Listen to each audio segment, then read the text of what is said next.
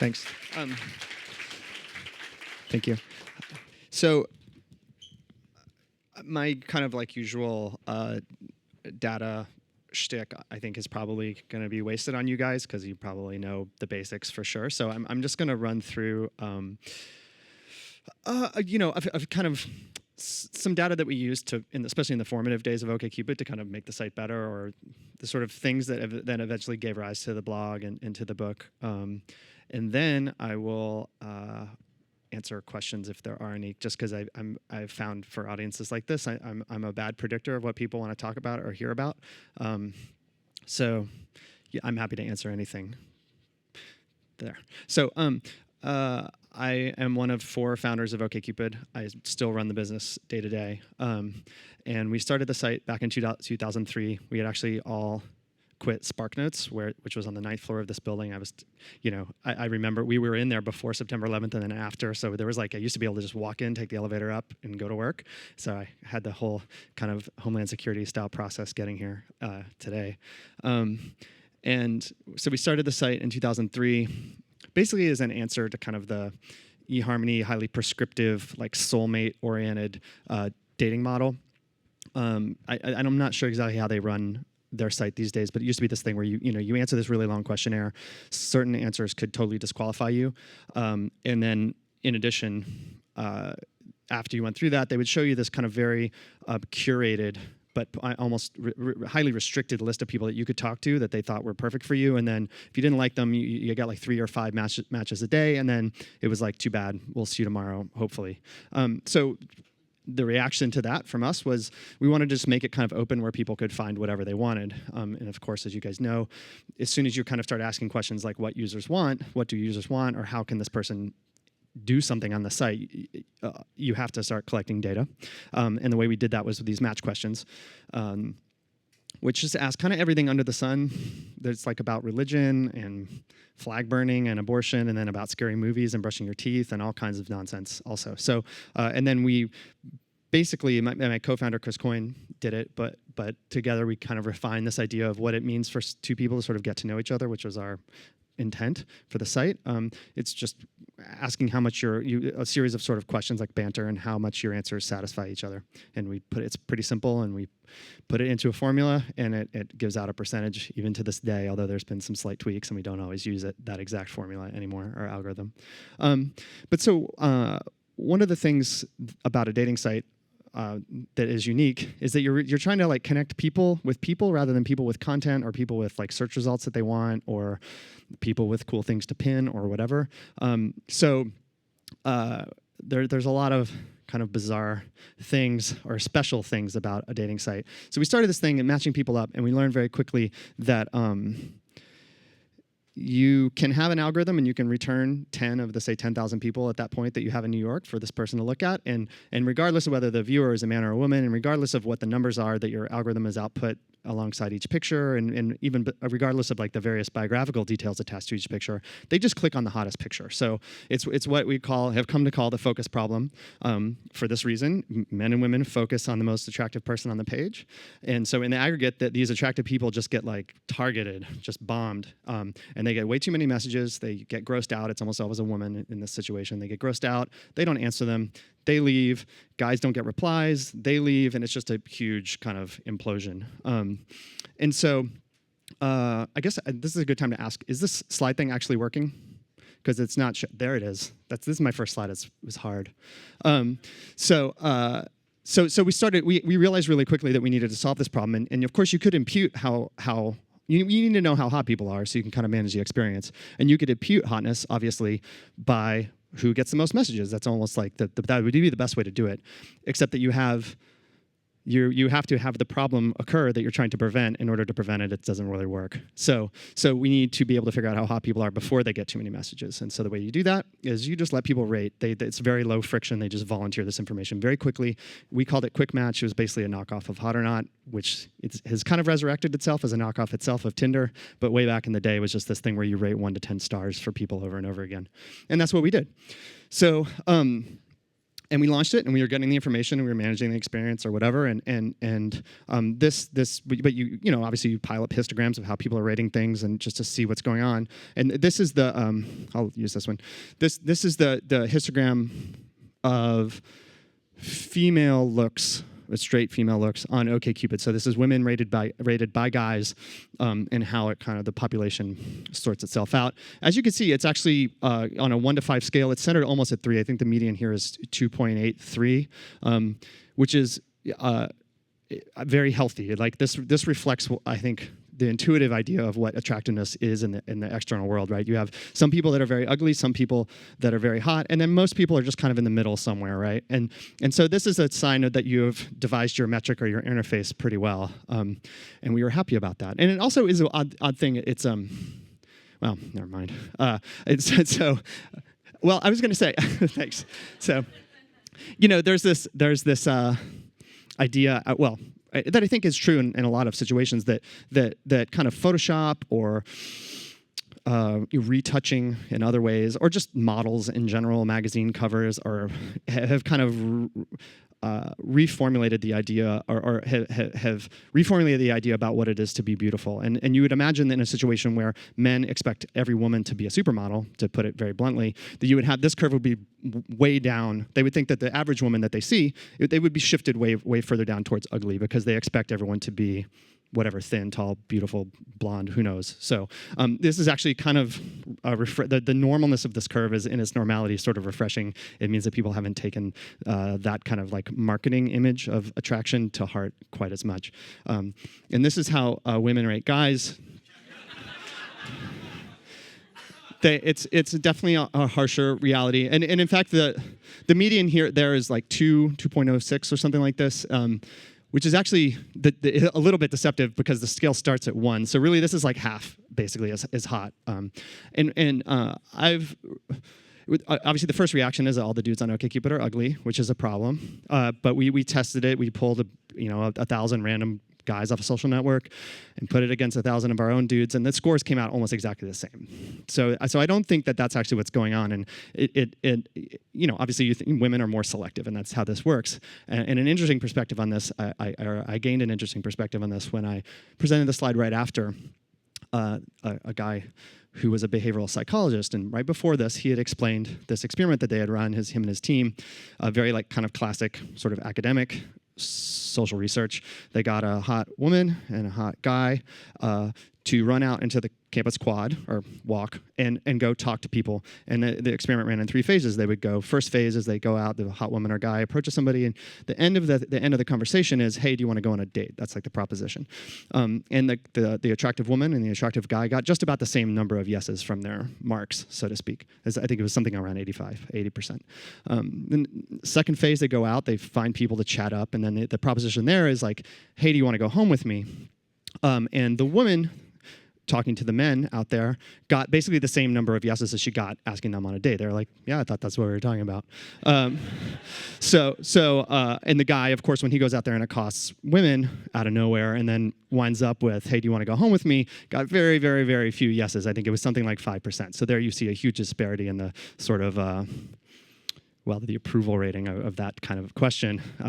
And then finally, I don't know how they did this with a straight face, but they ran the same thing again, and the man went out there, and at the end, he's like, hey, do you want to go have sex with me? And he got 0 yeses from women. The woman goes out and does this and gets like something like 70% yeses from guys. There are only a few, because again, they're just like, right, I mean, well, that's why you're talking to me, isn't it? So, and I realized that you see this OkCupid was bought by IAC in 2011. They also own Match.com. They also own Tinder. And you see this kind of spectrum of judgment, I guess, playing out in these data sets. So the proposition on Match.com is much more like, hey, do you want to go on a date? That's sort of the implicit thing behind what's going on that site. And on Match.com, the blue and the red curves almost overlap. So men and women sort of say yes to one another, basically in the same ratio. Tinder, where it's a lot more casual, you see the blue histogram is like slammed way against the y-axis, and that first bar is the tallest one. And OkCupid is somewhere in the middle. Some people use it sort of for casual hookups. Some people use it for long-term relationships, and you have a kind of a compromise. And I just saw sort of, especially because there's 3 and 3, I saw an analogy in what this man had been talking about. This is always good. So anyway, so it's this kind of data that we use. Not necessarily the histogram, because there's not a lot we can do about the general trend of how men and women perceive each other on OkCupid. But we take the results of your star rating and kind of like manage the experience for you. If you do a search, we always add randomness, because I think fundamentally everyone knows, and we also believe that kind of there's a lot of serendipity and randomness in love. But we kind of collar it. If you're a 6 out of 10. Your matches will tend to be like 4 to 7 to 4 to 8. So anytime someone complains to you that all the people on OkCupid are ugly, you can kind of smile to yourself about what that implies. So we also use this data in other ways, mostly because it's such a low friction way for people to volunteer their opinions of strangers. It helps us just kind of understand what's going on with the business. And another important axis besides gender is age, and so this is using the same data, but it's obviously sliced a lot differently. I'll explain it over here this time. So the age. This is women voting on men. So the age of the women is on the y-axis, which probably should be reversed. And then the age of the men is on the x. And so the way to look at this, and that the numbers are kind of they're not exactly deciles, they're sort of rounding up percentiles, this is the sort of spine, the hottest cohort as rated by the women going up. So you see 20-year-old women think 23-year-old guys are hottest. 25-year-old women think 26-year-old guys are hottest. 30 think 30, 35, 34, I think. But basically, it's almost like it's a diagonal, more or less, meaning that women think guys who are their same age are the best looking, and they want a guy to be their same age. Until women after 40 are totally cool if the dude is not over 40. They kind of stop. Guys sort of over the hill at say 39 or 40. A 45-year-old, for the most part, would prefer a 39 or 40-year-old. And so. And this is, you can just see, the color is meant to add some kind of topography to this thing. And you can see it's a kind of like, well, it's a spine. It's well distributed. It's a little hill ridge running through the thing. And this is it going the other way. So guys basically universally think that basically 20, 21, 22-year-old women are the hottest. Of course, that like fits our own. You don't see that many 40-year-old women on magazine covers, at least as like objects of lust, for sure, and that's this played out right here. So, of course, again, this is like a very low friction way to collect this information. Like the guy does not have to put himself out there to contribute this. That you're just sitting there voting yes, no, or whatever. And I use the gestural thing because we ripped that off from Tinder about a year ago. But where you do have to put yourself out there is, sending a message and like actually, hitting on somebody or whatever it is, chatting them up, and there. You see that there's like pride, there's kind of fear of rejection, there's also taboo. It has got to feel weird being 45 and trying to be like chat up somebody who's still in college. It sounds insane to me. So you see people compromise. You see the compromise sort of between pride and lust, as it were. It kind of runs, a slope of like maybe 2 or something. So it's guys message women about 10 to 15 years younger than they are as far as like where the most of the messages actually go. And so, this is an example of information that we don't actually act on. Again, getting back to what I started with, is like we always want OkCupid to be open, and a very easy way to solve the kind of creepiness problem here is just make it impossible for, 40-year-old guys to even see 20-year-old profiles. Certainly to message them, you just display equals none on the button. But we don't do that just because we kind of try never to bar anybody from doing anything on OkCupid, although we do consider it from time to time. But the actual volume of messages that goes kind of in this extremely old or older man to younger woman is relatively low. But one other thing I guess I want to point out about this, and this is something I haven't exactly figured out, is like there's this sort of hill here, which is the kind of young-ish dudes thinking that kind of like they're like inverse cougars, or hikers, whatever you want to call them. They're waiting to get snatched up, which is a kind of a funny point that I don't know what somebody asked earlier. Actually, it might have been at Google when I talked out there a couple weeks ago, like whether this was just like a weird thing that's going to kind of like float on up, a cohort thing that's just going to be the case for these guys through their lives. But of course, like longitudinal data is kind of hard to come by, especially in dating, because we have this sort of unlike many of the services you guys offer, or Facebook, for example, like Google Maps or certainly Google Search or Facebook works great for you whether you're 18 or you're 25 or you're 40 or you're 60. Whereas like people need dating in a very acute way, but not for very long, because both in the success and failure case for our site, people leave it, which is kind of a weird thing to think about. So we definitely get very, very little sort of like actual cohort longitudinal data on what the hell is going on. So, I think. Well, yeah. So, and then I guess the kind of last question I want to talk about how as you guys know, you measure what's happening on your site and you take some action based on it that is either obvious or that your intuition hopes that will work out, and you run some sort of test. And there's obviously on a issue of pricing, for example, you're just going to look at total revenue or revenue expectation or whatever you want to call LTV. It's pretty easy to know what the metric is there. But like for us, and this is something that took a while in evolving, is like how do you know when you make a change based on any of this data whether it's actually good for the site or not? Because something like retention, retention, kind of the classic engagement, time on site, even page views are sort of crappy markers for how well you're doing. Because if people have spent like 7 years on OkCupid, unless you're using it to go on casual dates, you've really screwed up. Right, you've failed essentially, and so it took us a while to realize this, but we now use this thing. Well, then so then you could go, well, all right, what we really want to do is have conversations, because we don't know who actually goes on dates. Like where there's this like huge wall where we know everything and then we know nothing. It's like this like shroud of ignorance for us, and so we have to make a guess as to what's contributing towards people going on dates. And so obviously messages has got to be a precursor. People can't possibly get together. There's no smoke signals. People have to send each other messages. Of course, there's lots of, you end up with an extreme power user problem there too, because there will be guys who send 1,000 messages, basically the same. And so that the pure volume isn't a good one. So obviously the next step there is reply rate, because that's some indication of quality and the female satisfaction with the messages they're getting. And I'm using male to female because that's how 80+% of the messages are for first contacts on the site. But that again, and then we were using that for a long time as our sort of metric for any A/B test involving like UX. But there's too many false positives. There's too many polite replies of people being like not interested or like or buzz off.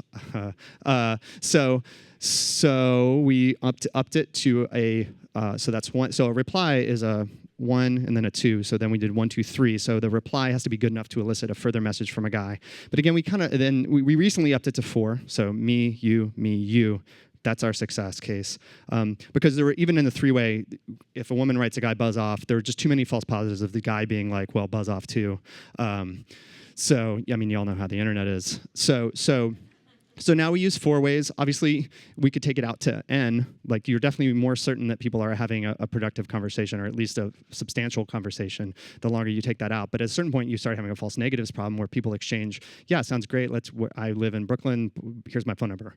And you start losing that. So 4 is kind of an intuitive guess at what seems best. I mean, that's an irony of what we're doing, is that we can't tell who actually goes on dates, except in extreme cases of people coming back to us way after they've started dating, like long term, and telling us that happened. Like, hey, my name is Alice, and I met Bob on your site. Thank you. That's that kind of thing, which is obviously a highly self-selected and rare thing. So basically, that's it, in doing this work, you can see we're dealing with people and like personal interactions and strangers judging strangers, and so you kind of start learning a lot just about human nature broadly, and we started writing about that stuff on the blog in 2009. And it occurred to me after I had exhausted both my patience and ideas with what OkCupid was doing, that people at places like Facebook or Google obviously are learning similar things. And so the reason I wrote the book is to kind of tie all the stuff that's out there together. Like I mess around a little bit on my own with Google Trends and engrams. There's a guy, Seth Stevens-Davidovitz. I don't know if y'all know him. He works at Google out in California, I believe, and he's published a lot of really amazing op-eds in the Times using search data, aggregated and anonymized, of course. So I bring in some of what he's been working on, and Facebook's data team has been doing a lot of social scholarship. And basically that's the book. It kind of tries to give a picture of how data is being used to understand human nature rather than the sort of dollars and cents side. And that is where I'm going to open it up to questions, if there are any. Yeah, rare. All right. Oh, please. You talked about like finding out how hot people are and then showing them people who are in the same category. So 2 questions tied to that. One is, do you still use the ratings for that? Because that seems like there's a lot of other things besides physical attractiveness that might go into that.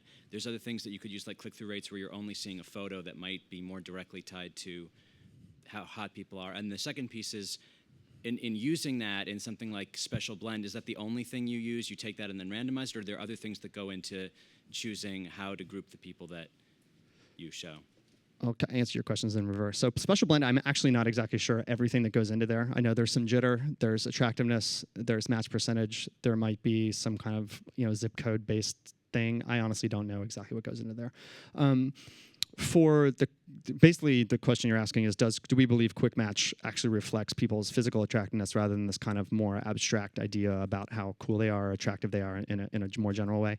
And the answer to that is we have run a test where we just have the picture, and then we have the picture plus the kind of stuff around it in quick match, and the correlation between on a per capita level, the correlation between the 2 ratings is something like 92% or 0.92. So it's like your picture is almost the entire story.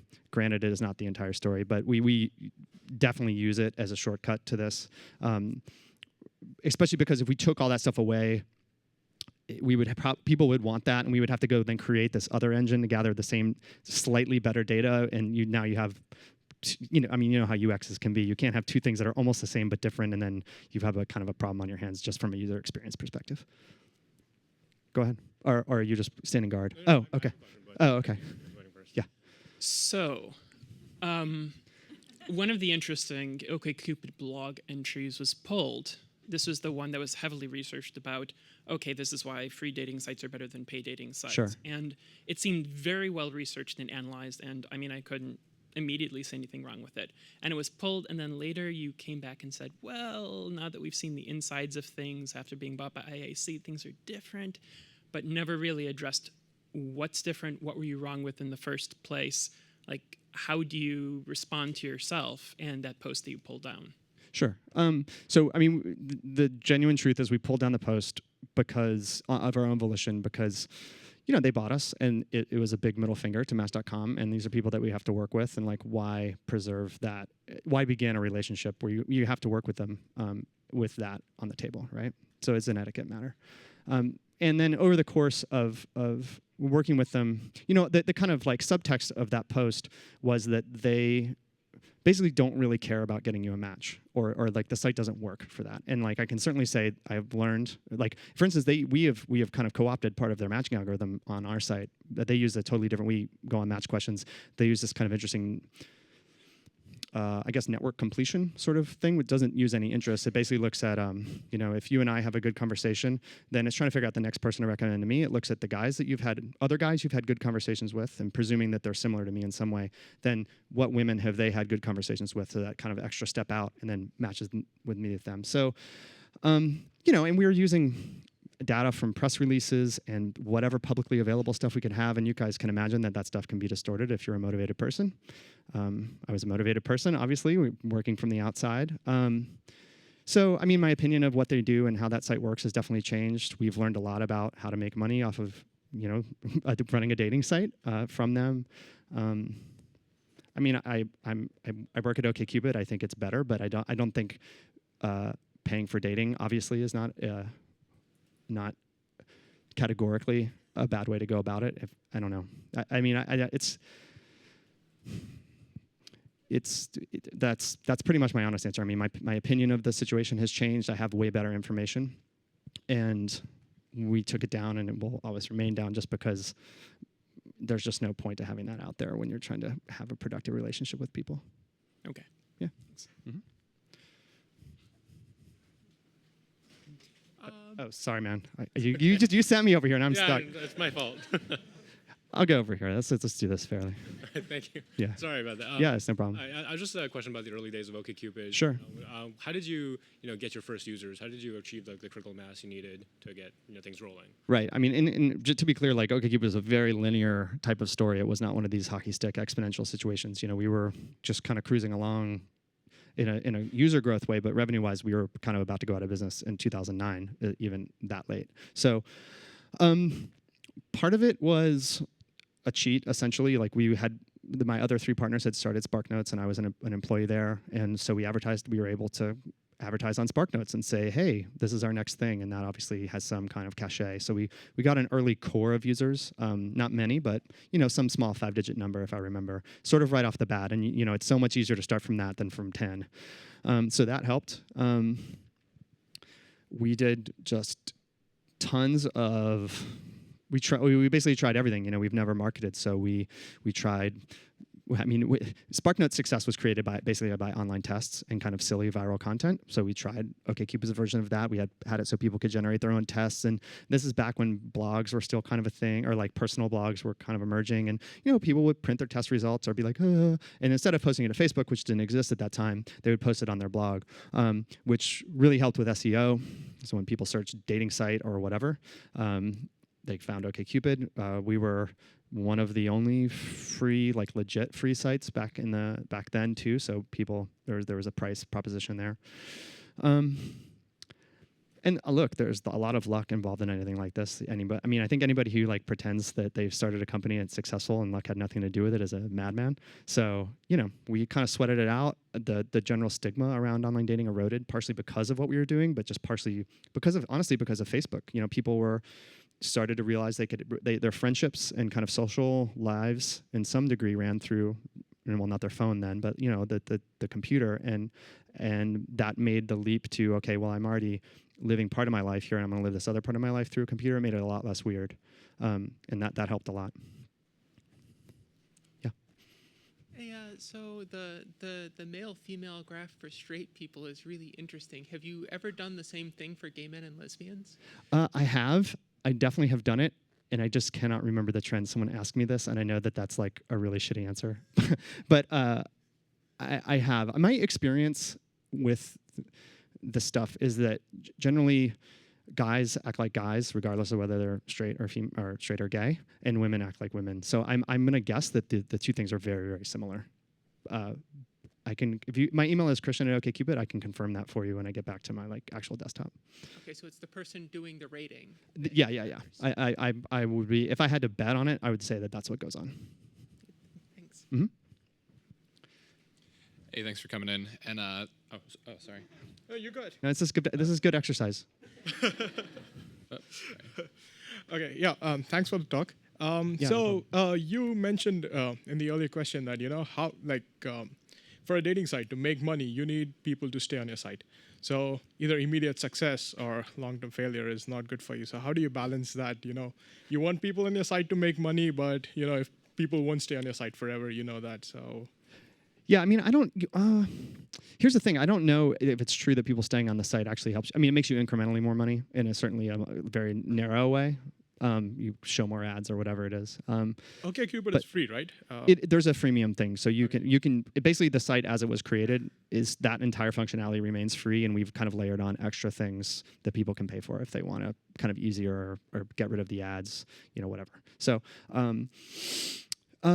Well, here's the answer to the question. It's like the site might make more money by doing these kind of Farmville style tricks to kind of keep people in there just churning. But also the fact is this is where the fact that we don't spend on marketing comes in, and we would not continue to grow if we do that, because the only way we get a new user is by word of mouth. And if people feel like they're kind of being gamed, everybody has that feeling, or they feel like it's kind of shitty, but they can't get away from it.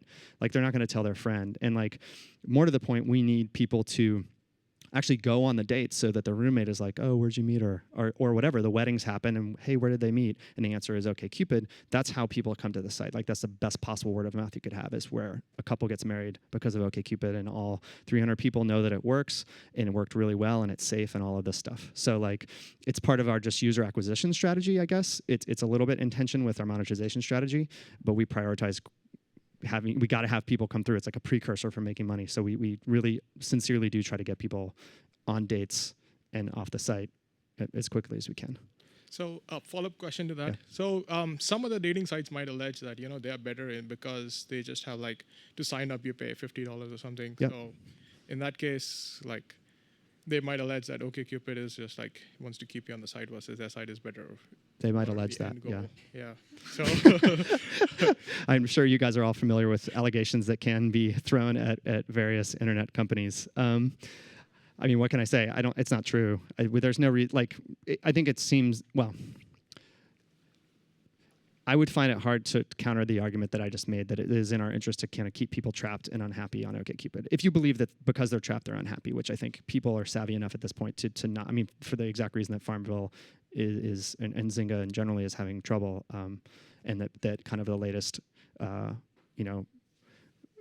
don't even remember the word, but the kind of the iPhone games that are popular and then they get you to pay for things. There's some word for this, I can't remember. In-app payment style thing. There's so much churn at the top of the list, Whereas like we could do that. We could be number one for a while and then we would be gone. So that's my 2 cents on that answer. thanks. Mm-hmm. Yeah. Hey, thanks for coming in. My pleasure. And thanks for creating the site. My little brother's getting married in December. There you go, and man. On Thank you. OkCupid. Right on cue. So it works. One question I had for you was, I saw the OK Trends article that you had where when people match and close their accounts, they say, oh, who'd you match with? And they have the questions that are most common between. It's like, Yep. do you like horror movies and whatnot? Yep. So when people fill out what's important to them and what's not when they're answering questions, is there any sort of offsetting that goes based off of the data of the masses? So you see a lot of couples are matching based off this question, so the question has a higher weighting, even though they might say it's important or not important. Is your question, do we use the kind of successful couples data to kind of refactor what's happening in the algorithm? Exactly, yeah.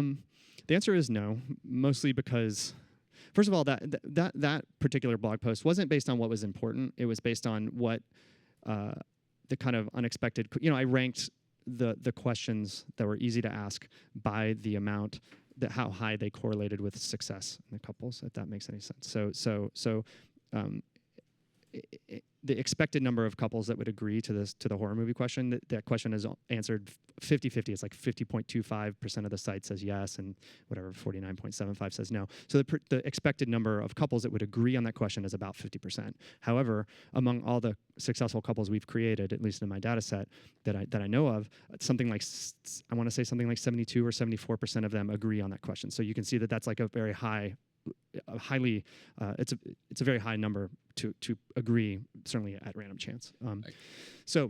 But anyway, to get back to your question, like the people who actually come back and tell us stuff is just it's a small set. I mean, it's only, they have to go through this kind of like tree of things and then indicate, and they have to come back after they've already been dating for months. It's just very few people relative to the couples that we actually create, and it's highly self-selected. They're like OkCupid super fans, or they're actually getting married, and like a lot of people aren't coming to OkCupid to get married necessarily, and so we would end up steering the site in this one direction and away from all these other things that people might be doing on OkCupid. So the short answer is we don't use it, and generally we were kind of deprecating the weight that people give questions. We found that it really is mood dependent, whereas your answer isn't, but how important it is to you is. So like there's like many different questions that ask basically about flag burning, for example, and people know what they think about flag burning, whether it's November or August or they're in a good mood or what. You answer the question, but how important it is to you at that moment, we've seen basically there can be a battery of questions that are exactly the same, and people's importance levels are all over the place. So we're thinking about kind of bringing that out. We've already reduced one of the things. Maybe it was just because it was too many options and people were sort of just clicking randomly. But we might move to like a more of a deal breakers type of thing, which is again is like a yes/no thing. It's not like a how do I feel about this. It's like is this going to keep me from ever wanting to see somebody who smokes, or if you're a vegetarian who eats meat, or who believes in God if you're an atheist. Like these are things that people already know a little bit better than like how important is it to you that somebody takes a shower twice a day or whatever. It's just like I don't know. Oh, gotcha. So and just one other quick thing. Yeah. What happens when you skip rating? So like you have the 1 to 5 and then there's the skip. What happens when people skip, like if you see? Oh, on Quick Match? Yeah. Nothing. It just moves on. And the skip rates are pretty, they're pretty independent. Like people just get skipped kind of it's a pretty noisy indicator. Gotcha. You could treat it as a 0, but it doesn't seem like that is how it works. It's like another one of these mood things. So. Right, thanks. Yeah. Hey, I just want to thank you guys for OkCupid because Thanks. I met my wife through OkCupid. Awesome, so. great. I like the stereo. Yeah, and I know, things that are over exactly. there. And key. yeah, no, that's my comment. Thank you. Oh, thanks, man. That's great. All right. What was most surprising in two senses? What did you learn that was most surprising to you? And what have you learned that when you tell people, they're like, oh, I had no idea about myself or about people? Okay, so I'll answer. I'm very wordy, so the two sentences, maybe I'll just use a lot of semicolons. The most surprising thing to me was when I looked at the racial data. As an American, I expected a certain amount of bias, but the kind of depth of it and the cookie cutter nature, if you think of it as a matrix, it just seemed like you could pull the same matrix from different data sets, OkCupid, Date Hookup, which is another site we run, or Match.com, and they're all just as if they had been stamped by the same thing. The percentage is different a little bit, but like who likes who and who doesn't like who on a racial basis is the same across these data sets.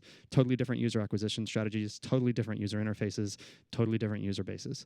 And then through time on OkCupid, it's again the same pattern. And so that sort of pervasive and persistence of the pattern I found very surprising. So that's the answer to that. I think that people seem to also be surprised about that because there is this kind of, I mean, there's a taboo around race, and if you ask anybody if they're racist, obviously no one is going to say yes to that question. Does race matter romantically to you? Very few people would say yes to that question. So that, in my experience, is what's most surprising. But again, it's like, you know, I mean, you read the paper, you grew up in the United States, I'm from Little Rock, Arkansas, the racism shouldn't be a surprise for sure. And I think the more you talk to people who work with big data, I'm sure you guys see this all the time, it often just confirms your cynical intuition about people, but it does add a certain amount of clarity and specificity, which can be refreshing or surprising. So, I don't know if that was two sentences or not. It's just a lot of. Hi. I was curious. Some of those questions that you asked earlier that you asked as part of the profile make a lot of sense. But how do you come up with like flag burning questions? How do I come up with flag burning? Like what? How do you pick up the questions that you put in a? Yeah, the question situation is a real like post-apocalypse free-for-all type deal over there. It's an anything goes environment. So the way the questions start, so when you launch a site that's going to be based on questions, you can't just be like, okay, here you go, and there's no questions. So we wrote 50 or something like that on our own. So one of the flag burning ones might be ours that we wrote back in 2004 or 3. But we opened it up so we wanted people to be able to find what they wanted. So if you really cared about your significant other having a foot fetish, you can get that in there, and it is in there. And so people wrote questions and submitted them, and I think people have submitted something like 260,000. We turned it off because they became so redundant, and there's only maybe 5,000 that are in circulation. But the way we sort of prioritize the questions again is automated. So it asks. The sort of ranking heuristic is how much information does each question yield, and that is, again, to break that out, is like how important is the question generally. And of course, as I was just saying, importance is a little bit of a thing, but I think back then especially it seemed like people would answer it correctly. So how important on average is the question, and then the next important step is how divisive is the question. And what I mean by that is like how much does it segment the user base 50-50, the closer the better. Because a question like have you ever murdered somebody is extremely important to know the answer, but everybody answers the same way, so you get no real information from that. So under this algorithm, the best questions bubbled up to the top. But a flaw in this that we realize is that these similar questions, because they're similar, bubble up to roughly the same spot. And so you end up having somebody coming to your site and having to answer a whole battery of questions about flag burning that they're like, what the hell is going on this dating site? And so we went in and did some editorial essentially and kind of cherry picked the ones that were best. And now it's hard coded the first, say, 100, 150. I think we didn't write, but we decided where they would go because they flowed better together. You didn't have a bunch of religion questions clumped together and stuff like that. So yeah, I mean, the questions is way more curated than it started, but it's you know, it was, and it'll probably stay kind of like it is regardless of what people submit in the future. And how many questions do people answer on average? Because that takes a long time. Yeah, no, I know. Surprising. I mean, I don't know the median. There's obviously a long tail problem here, but the average is maybe like 330 or something. My guess would be the median is around 200. A lot, because people, you know, they'll browse. They've seen some people, and then they just get bored and just start powering through this thing. But you know, for the site to work, you know, we only need 10, 15. I mean, it could work without it if you just care about pictures. So, hi. Just wondering if you, sorry, this is like... It's okay, I can hear you. Wondering if you saw any interesting change in behavior trends once Tinder became more mainstream? Did it have an impact on? Sure, that's a great question. Yeah, I mean, again, like kind of like longitudinal or like cohort data is really hard for us because people just, they come, they hate it, or they find someone they love or whatever, and they go, and we don't know why. But honestly, this has been the best year over year that we've had. I mean, since year over year meant building from almost nothing. So like this has been the best year we've ever had by almost any metric. So I think there's a lot of people on OkCupid who also use Tinder. I don't think it's like a winner take all type situation. People want dates. I don't think they necessarily care via which app it comes to them. And I think more than anything, like Tinder has destroyed that last brick in the stigma wall around online dating. I think their user base is way younger. People who, at least as far as I understand it, might not have ever tried meeting someone through their phone. And they're obviously doing it in droves. And it's kind of conditioning people to, it's the end of people thinking meeting someone through a phone is weird, or a computer. But I think that's not to say that Tinder doesn't present challenges. I think in becoming popular and playing the role that they've played in breaking down the stigma for an entire segment of the world that we never had access to, we now need to be able to address the expectations of those people better than like having profiles and all this like kind of heavy stuff. Like Tinder is so light. And so when someone likes Tinder and they're like, I wonder what else is out there, we need to make sure that when they download OkCupid because they heard it was cool, it fits their expectations of what it's going to be. And I think that's something that we're working on. Well, I know that's something we're working on. I think that's something we'll figure out. Right. What about like the stigma that Tinder in itself has with the more casual behavior? Sure. Do you think, I mean, that might be overall mainstream behavior trends anyway, but honestly, I'm not like up to the latest on like what's happening at Tinder, totally honest. But I mean, I don't know what to think about it. I mean, I think it's a phenomenal experience. I mean, I remember when November of 2012, Sam, one of my co-founders at OkCupid, was like, "Hey, what do you think of this?" And he came in, and I was like, "Shit, this is cool," and like it's before it, and it's like self-evidently cool and fun, which is an amazing thing for an app. And there's a lot of people that aren't looking for long-term relationships. They're not looking to get married. You're 24. I mean, I remember I moved here when I was 25, and that's the last thing that was on my mind. So like, I don't think it's necessarily a problem at all. thank you. Have you had any example of change in the user interface depending on the location of the person? Like someone from Europe would expect to get married like maybe on the 30s, maybe somewhere in the US like earlier. Have you had any example where you've seen impact by changing the user interface on the amount of users that you get? Like one UX we make a UX change to say site-wide, and we see that it gains more traction in Germany than it does here, for example. The answer is no, mostly because it's so. I feel like that's such a noisy thing. Again, it's like new people coming in, and like it could just be some other like zeitgeist issue, or maybe Tinder just became super popular in Germany, and so people are looking for the next step. It's like we could never. I have a hard time. If we spent a lot of time researching that question, I might believe what came out of it. But so that once you're saying that, then you probably don't ever bother to look into it. Do you know what I'm saying? What about the questions? What? What about the questions? The questions, one of the OkCupid is by far more popular in the United States, and then even outside that in kind of Anglo countries, the British Commonwealth essentially. And I think a big limiting factor for us has been that there's so much like vernacular. It's so English, like it's very, we have a voice in a way that say Tinder does not, because it's just pictures and an interface. And so that I think has been a problem, and it is, we tried to internationalize like way too soon, like 2007 or 8. It was like this enormous translator project, and it was just, so we're gonna try again. But I mean, it's insightful to realize that it doesn't transport as well, because it doesn't, unfortunately. And one more question. Yeah. When you when you go to another country, do you go in favor of hiring people from that country to understand their culture better? Like I mean, when we do this, yes, we will hire. Like I think if we decide to say go into Spain, of course, OkCupid is available in Spain, so it's a little bit of a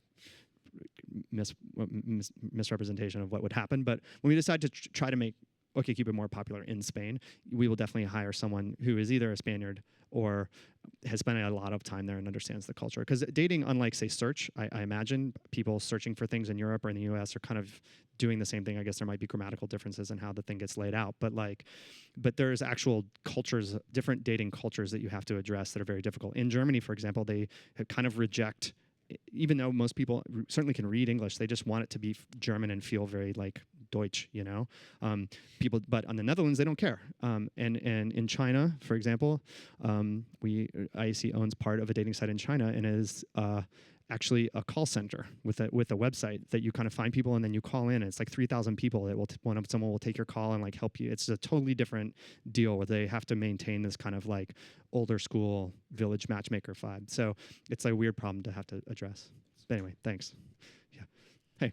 So all the popular dating sites, to my mind, had like radically different visions of how this system was supposed to work. Like OkCupid had this like dynamic question, automatic ranking system, and it seems like they were all very distinctive. And I wonder if you feel like there's a phenomenon of convergence to the mean, or like discovery of an underlying platonic dating site that everybody.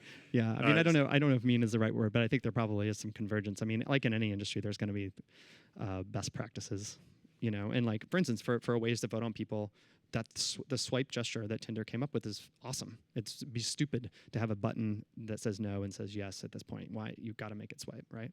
So, and in other ways, but you know, I think I think the business model differences will stay the same.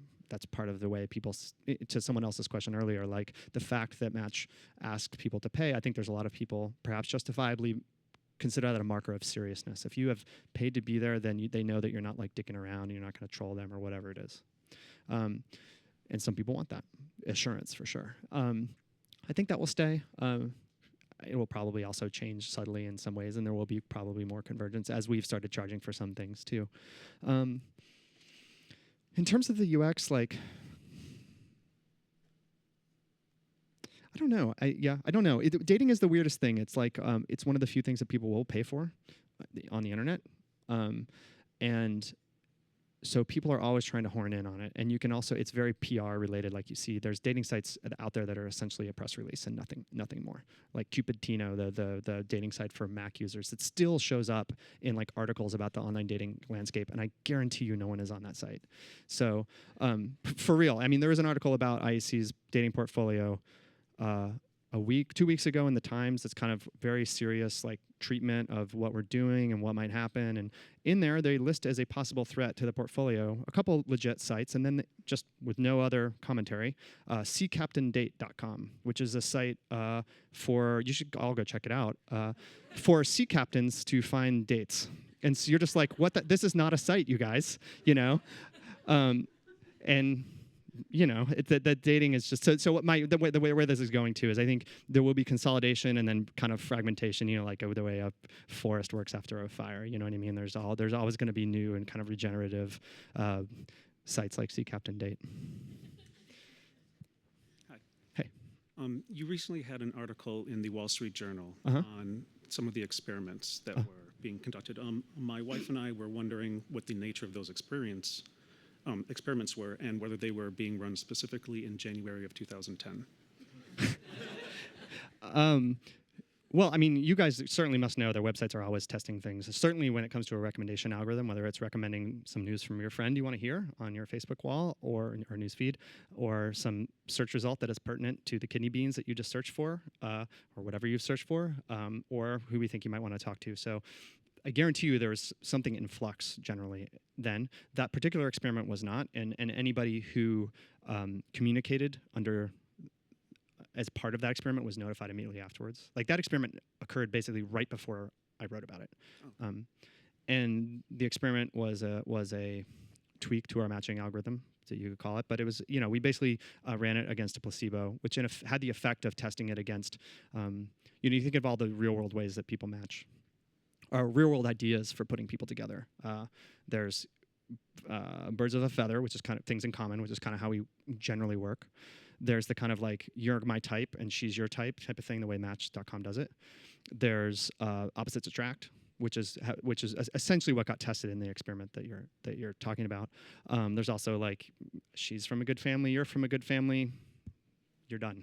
Kind of old world way to do things. So there's many different ways we're always testing and seeing which one is better. So that's kind of what that was all about. Mm-hmm. Hey. Again.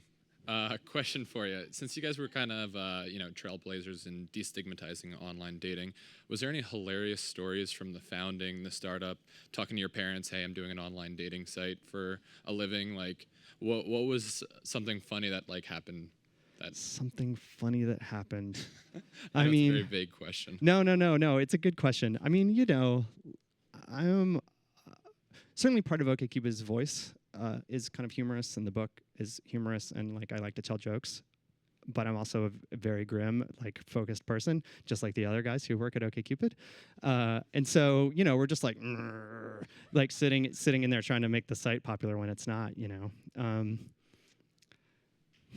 I don't know, man, there's a ton of nonsense, I guess, but which I mostly just kind of remember as a big, like a primordial ooze of silliness. I don't know. I mean, I'm mostly, in terms of like kind of startup related stories, it's like the things that stick in my mind are kind of all the missteps. I remember sitting in the office when someone was like, hey dude, have you heard of this thing Friendster? And we were like, shit. By the way, just like I remember sitting in SparkNote's office when someone was like, hey, have you heard of Google? And we were like, oh yeah, I guess I don't need to use Alta Vista anymore, which is what I used to use for real, for all my image searches especially. It was better than anything at the time. So when Friendster came out, we were like, oh cool, that's awesome. We should add friends to OkCupid. So we had the basic, friend technology, and nobody used it. We've tried a blind date app. Nobody uses it. It's like one of these things. It's like there's always an imperative for a site to kind of grow and innovate and add things. And Google especially has done this incredibly well. It was search and then maps and on Gmail and all this stuff. But for a dating site, it's like people's need for sex or love, that doesn't really change. And it's very hard to kind of add things. It's also very focused. It's very hard to add extra things onto it. So I know that's not what you're asking. I mean,